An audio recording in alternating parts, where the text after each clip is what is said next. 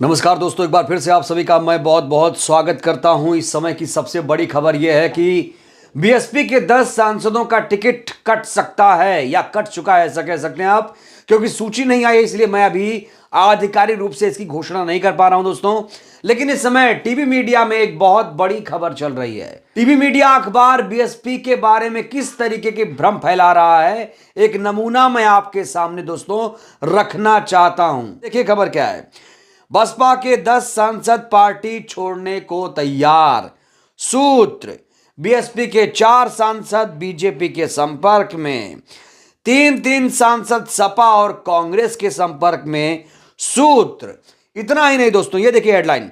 लोकसभा चुनाव से पहले बसपा में बड़ी टूट, पार्टी छोड़ सकते हैं सभी 10 सांसद। यूपी में हलचल। लोकसभा चुनाव से पहले मायावती जी को बड़ा झटका, बीएसपी का साथ छोड़ने की तैयारी में सभी 10 सांसद। हाथी से उतरने की तैयारी में मायावती जी के 4 सांसद बीजेपी में हो सकते हैं शामिल।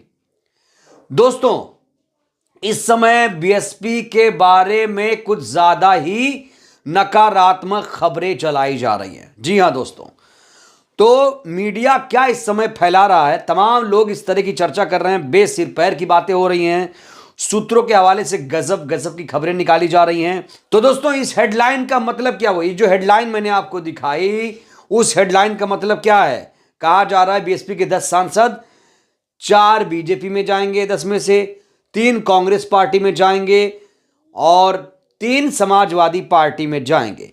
जैसे संगीता आजाद लालगंज की सांसद बीजेपी में जा सकती हैं, जौनपुर सांसद श्याम यादव बीजेपी में जा सकते हैं, घोसी सांसद अतुल सिंह साहब बीजेपी में जा सकते हैं, अंबेडकर नगर सांसद रितेश पांडे बीजेपी में जा सकते हैं। वहीं पर दोस्तों आपको बताऊं, अमरोहा सांसद जो दानिश अली हैं वो कांग्रेस के साथ जा रहे हैं। गाजीपुर सांसद अफजाल अंसारी, समाजवादी पार्टी ने इन्हें गाजीपुर से अपना उम्मीदवार घोषित कर दिया है। तो सहारनपुर के सांसद फजलुर रहमान समाजवादी पार्टी में जा सकते हैं। खबर तो यह है कि वो जा चुके हैं। तो दोस्तों, ये कुछ चीजें हैं जो कंफर्म हो चुके हैं। अमरोहा सांसद, लालगंज सांसद, गाजीपुर सांसद, अंबेडकर नगर सांसद जो रितेश पांडे हैं बीजेपी में जा सकते हैं। जौनपुर के जो सांसद हैं श्याम यादव बीजेपी में, सहारनपुर से हमने आपको बताया फजलुर रहमान समाजवादी पार्टी में, नगीना सांसद जो गिरीश चंद्र हैं उनका फिलहाल क्लियर नहीं है, वो बीजेपी में जाएंगे, कांग्रेस में जाएंगे, बीएसपी में रहेंगे, फिलहाल कह नहीं सकते। घोसी सांसद हमने आपको बताया बीजेपी में जा सकते हैं। बिजनौर सांसद का भी कुछ क्लियर नहीं है, लेकिन गोदी मीडिया की तरफ से कहा जा रहा है कि वो भारतीय जनता पार्टी या कांग्रेस पार्टी में जा सकते हैं। श्रावस्ती सांसद राम शिरोमणि वर्मा कांग्रेस पार्टी में जा सकते हैं।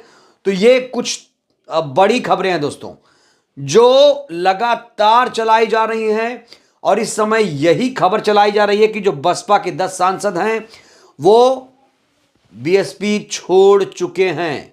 लेकिन दोस्तों, सच्चाई क्या है? सच्चाई किसी ने नहीं बताया। सच्चाई कोई नहीं बता रहा है। यहां पर सिर्फ और सिर्फ बसपा के बारे में नकारात्मक भ्रामक खबरें लगातार फैलाई जा रही हैं।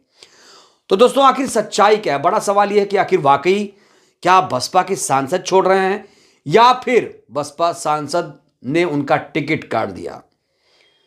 दोस्तों, जो गोदी मीडिया है वो जानते हैं रीजन क्या दे रहा है। वो ये कह रहा है कि बीएसपी का वोट दरक चुका है। गोदी मीडिया इसके पीछे जो कारण बता रहा है वो ये कह रहा है कि बीएसपी का जो वोटर है वो उससे छिटक गया है, और इसीलिए ये जो 10 सांसद हैं वो अब दूसरी पार्टी में शामिल हो रहे हैं। कोई हाथ के साथ जा रहा है, कोई साइकिल पर सवार हो रहा है, कोई कमल के साथ जा रहा है। इस तरह की खबरें चल रही हैं। हालांकि मैं आपको बताऊं, ये वाकई जाएंगे। ये जो सांसद हैं ये दूसरी पार्टी में जा रहे हैं, मैं इससे इनकार नहीं कर रहा हूं।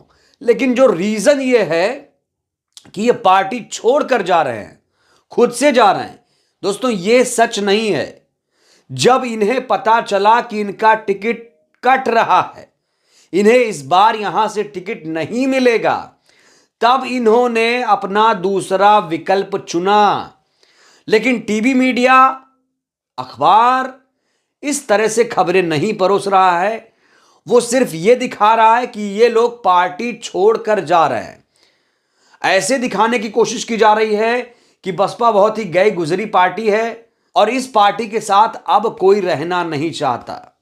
लेकिन दोस्तों सच्चाई में जो मैं आपको बता रहा हूं वो यही है कि मायावती जी ने इन लोगों का टिकट जो है वो काट दिया है। ऐसा मैं क्यों कह रहा हूं? क्योंकि इसको लेकर बहुत सारी चर्चाएं हैं। हालांकि आपको बता दूं अभी बीएसपी की कोई भी सूची जारी नहीं हो पाई है दोस्तों। अखिलेश यादव ने जरूर अपनी सूची जारी की है। पहली पार्टी बन गई है समाजवादी पार्टी उत्तर प्रदेश में जिसने सूची जारी कर दी है। अब देखिए स्ट्रेटजी, सूची जारी करने में भी दिक्कत है। बीजेपी सबसे आखिर में सूची जारी करेगी। कहा जा रहा है बीजेपी ने 3-3 कैंडिडेट रखे हैं हर एक लोकसभा सीट पर। बसपा अगर मुसलमान देगी तो दूसरा प्रत्याशी आ जाएगा। बसपा अगर किसी सीट पर मुसलमान प्रत्याशी देगी तो उस हिसाब से बीजेपी वहां पर अपने उम्मीदवार उतारेगी। समाजवादी पार्टी को तो देख रही है बड़ी बारीकी से बीजेपी, और कांग्रेस पार्टी को भी बीजेपी देखेगी। इसीलिए बड़ी स्ट्रेटजी इस समय अपनाई गई है भारतीय जनता पार्टी के द्वारा, और मायावती जी ने भी स्ट्रेटजी कहीं ना कहीं अच्छी अपनाई है। तो दोस्तों बहुजन समाज पार्टी ने अभी तक अपने पत्ते नहीं खोले हैं कि किस सीट पर कौन सा प्रत्याशी होगा, मुस्लिम होगा, यादव होगा, दलित होगा, सवर्ण होगा, अभी तक अपने पत्ते नहीं खोले। ऐसे में भारतीय जनता पार्टी में इसको लेकर काफी बेचैनी है। बेचैनी इसलिए है क्योंकि उसने अपने 3-3 कैंडिडेट सूची में डाले हैं, उस हिसाब से वो अपना एक उम्मीदवार उतारेगी। तो दोस्तों जहां टीवी मीडिया के द्वारा लोकसभा चुनाव से पहले बसपा में टूट की खबरें दिखाई जा रही है, सभी सांसद पार्टी छोड़ रहे हैं ऐसी कहा जा रहा है, ये गलत है। तथ्य ये सही नहीं है। तथ्य इतना है कि इनका टिकट कट रहा था, इसीलिए ये दूसरी पार्टी में अपना भविष्य तलाश रहे हैं। अब बड़ा सवाल यह है कि इन सांसदों का टिकट कट क्यों रहा है, ये भी तो बड़ा सवाल है। कहा जा रहा है इसलिए इनका टिकट कट रहा है क्योंकि इनमें बड़ी बेचैनी थी। ये पहले से ही कहा जा रहा है कि मान चुके थे कि बीएसपी सुप्रीमो इन्हें टिकट नहीं देंगी। ये ग्राउंड पर नजर नहीं आ रहे थे। कहा जा रहा है ये दिल्ली में ही बैठे रहते थे, और कई सांसदों ने पार्टी लाइन से हटकर जाकर मीडिया में कई सारी बयानबाजी की है। वो भी एक बड़ी वजह है। देखिए दोस्तों, बसपा के जो भी सांसद हैं उनकी अपनी आइडेंटिटी नहीं है कि वो लोकसभा चुनाव जीतें। वो तो बसपा के उम्मीदवार थे इसलिए वो लोकसभा चुनाव जीते। लेकिन अगर इसमें से कोई ये कहे कि मैं अपनी बदौलत लोकसभा चुनाव जीता हूं तो ये गलत होगा।